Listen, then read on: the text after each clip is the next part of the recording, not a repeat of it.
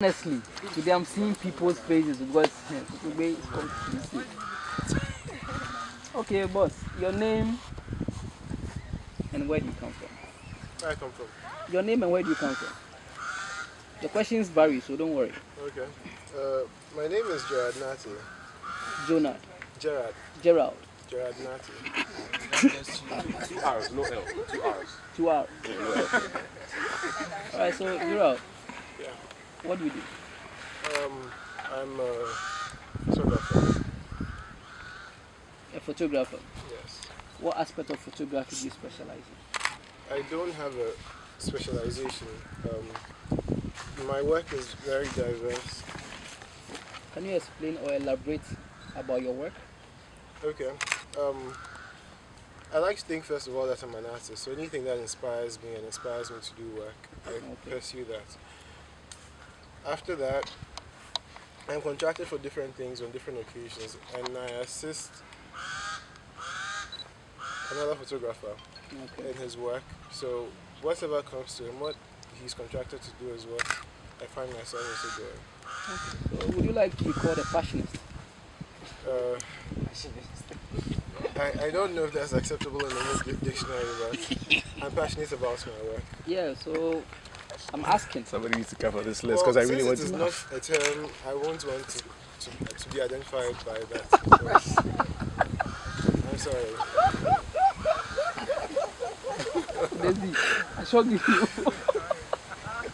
Fashionist. What?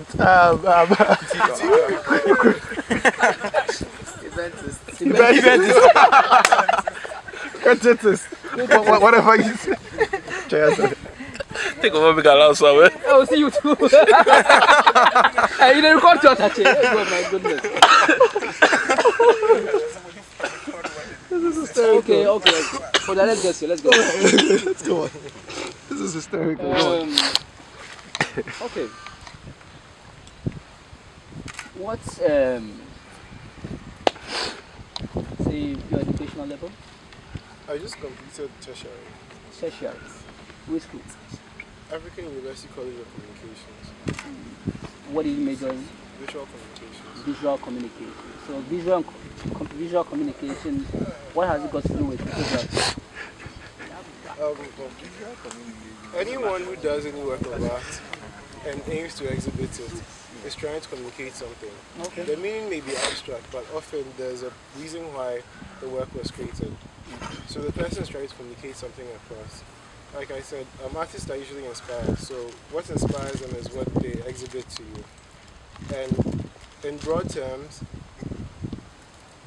people who have a lot of disciplines, graphic designers, people who have something to sell, for instance. Okay.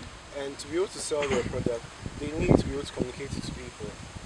And how they achieve that is through maybe a collaboration of artists, a photographer and a graphic designer. A photographer will take a picture of their product in a way that appeals to the general public, so that people will be attracted to buy it or purchase it. But a photograph may not necessarily sell alone. You see a picture of something and not know where to buy it or how to come by it. So text will be added to it, and it has to form a complete composition. Okay. So text and pictures together, or whichever form in which you can communicate something. It can also be That's very inspiring. I like the fact that you are associating what you are doing with photography, and it makes a lot of sense because you try to use the word communication a lot in your sentence, meaning that you try to link everything up to send a message. Whatever shot you take should send a message. Isn't it what you are trying to explain? No, sometimes there's a light stand over there. If I took a picture of it, it may not communicate anything to anyone, but it may have some sort of visual appeal. Okay. And maybe in a community of photographers, if I took a picture of it and I focused on it and I blurred the background, they'd appreciate the fact that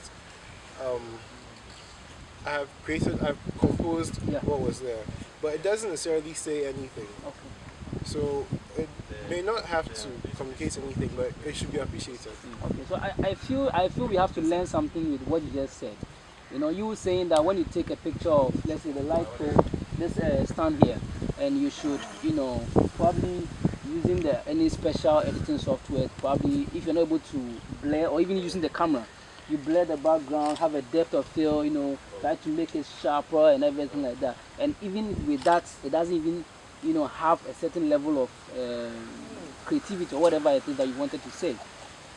Most photographers do that, and the sense of it looking just appealing alone qualifies it to be a shot or a professional shot. What do you have to say about that? I think everything in life is relative. What I appreciate, you may not appreciate. What inspires me to do something, you may not see reason for. So, personally, when I take a shot or I create a composition, I'm hoping that it appeals to somebody in some way. Sometimes you get some people asking you, maybe you take a macro shot of someone's nails, and someone who appreciates art will be like, oh, that is very cool. Someone goes like, okay, so what is it for? Okay, I've lost track of the question you asked me.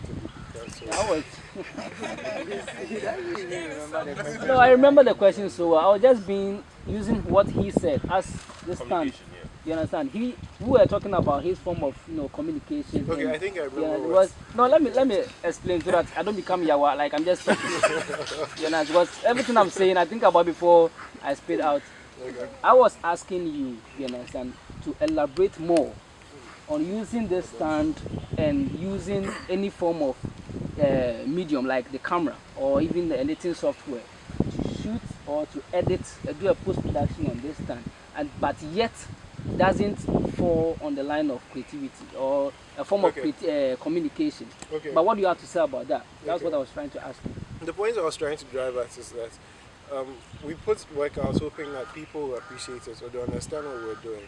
But very often, we're not able to determine that people understand or appreciate the work just like we've created it to be. Okay. So there is no definite way or means to get people to appreciate your work or understand what you've done. True, you may use editing software to enhance something so that people understand. For example, using the light stand again, if I had a camera was given to me and the settings were such that it was at an aperture of, say, f18, so that everything is almost in focus. Yeah. But I'm trying to give emphasis to the light stand.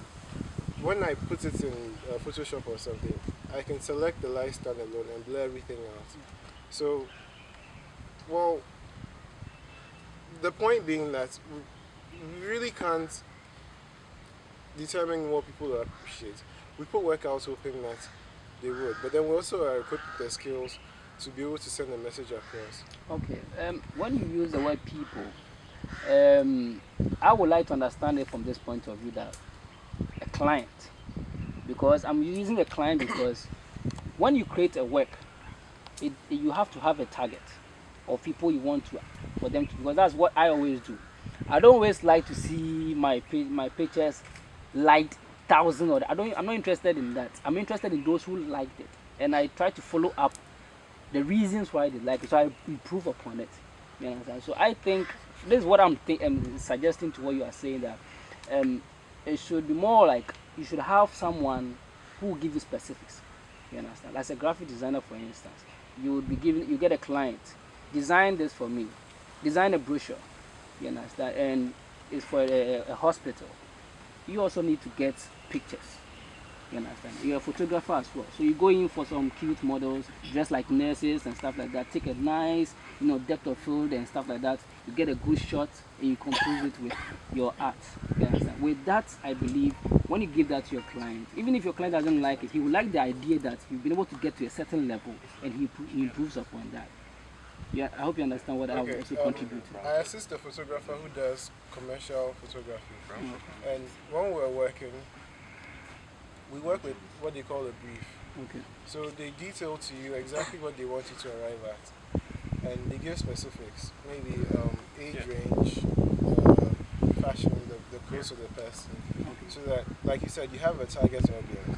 So let's take the Milo Marathon billboards that we see around as an example. there are three. There are three. What's the word for it? 3 campaigns. One is targeted at kids, the other professionals, and then senior citizens. Okay, and the one for the senior citizens, they didn't want someone looking that old, but someone looking old and fit, and who looks happy to be fit. And they needed the person to look a bit trendy, so they had the person wear headphones. Okay, and the person had to look like the person has just finished running or completed the marathon. So we employed the use of baby oil to get them to look like they were sweating. When we applied the baby oil to the skin, we sprayed water on them so that it looks like perspiration that isn't dripping. Okay. So that's the effect you gave to that subject, Yes. to make it feel like he's sweating. Yes. Oh, okay. And we didn't want her looking like she was exerting herself. So she looked like Can I ask a someone. question? Yeah. Did you do that? What? The Milo marathon thing, did you? Did I? The way you're explaining it, I'm asking, were you the one responsible for that beautiful art? No, my boss was. I was just. Oh, okay. Okay. You pick it. You have time. Salah, I bet constantly do it. Yeah. Okay. Okay. Yeah. So then with the kid, the boy, you know, boys have this aspiration to look like superheroes or something. Yeah. And on completing the Milo Marathon, it's a great achievement. So we had him stand and we shot from a low angle so he looked grand. Okay. And again, we applied the same sweaty effects to him. Okay. So that kids his age range would want to take part in the Milo Marathon. Then the other one was a professional runner. He's a build sculpted person, and he just needed to look fierce, like I'm a champion, I just finished running. So all of that was stated in the brief, and we tried to go along with the brief so that the clients would be happy. Oh, okay. Thank you very much. But do you have, apart from all the nice things you've said, do you have anything as advice to give to us as photographers? Yeah, I think I do. I think looking at the Photogbei page in particular, I find that a lot of us are shooting the same things. Although we assign themes monthly for us to challenge our creativity, our work doesn't really differ. We're all shooting something quite commercial. Okay. So personally for me, I like to take my camera out to places where people don't usually go. Maybe to a market, to a cold store, some place like that, some place where life is really happening, and capture the essence of the moment. And I take delight in the fact that I'm able to show the pictures to people, and they see so a lot in the pictures. They're able to comment on various aspects of the pictures, and they appreciate the fact that it's not something they see regularly. You know, when I started taking pictures, I didn't have the equipment needed to light a model and take pictures. I remember coming here at one point, you know, with just a point and shoot camera, with the little knowledge I knew, to try and pull off something that looked professional by blurring out the background, getting bokeh from the trees and all. So no matter what you have, you can create something good with. To add to that, finally, just like someone said, I appreciate the people around me because of the critique they give me and the encouragement they give me. Critique is good, but sometimes the way it's delivered can ruin a person. Sometimes you intend to do something, you have confidence in what you've done, but maybe the first question being asked is, okay, so what is that? Yeah, Okay, when that is done, the comments that follow after. No, I think, follow suit. sorry for breaking, but I think with Photogbei, for instance, I see it more like a family. With you have stubborn ones, you have good ones, you have lazy ones. You know, it's a family. I saw this picture sometime, and I think the person said C4, C4. The picture, honestly, it's like the person just to the camera, posted comment, and of course, the comments that were coming, I felt deserved that thing because, but despite the language, I think you should make yourself a bit popular to accept those kind of. Because for instance, if Selassie should post, we can even insult him. He even takes it as a laughter, and he enjoys it. But when someone that is kind of like unknown posts something and is expecting people, because day in and day out we get new people inside, you understand? That's when they are going to have a problem. So I think it's also an advice to us that we should be a little bit. Let me add to it. From, let's say, a communication point of view, for instance. Yeah. We are responsible for what we say, but then at the same time we're responsible for how people feel about what we say. I can say something to you and convey the meaning to you, No.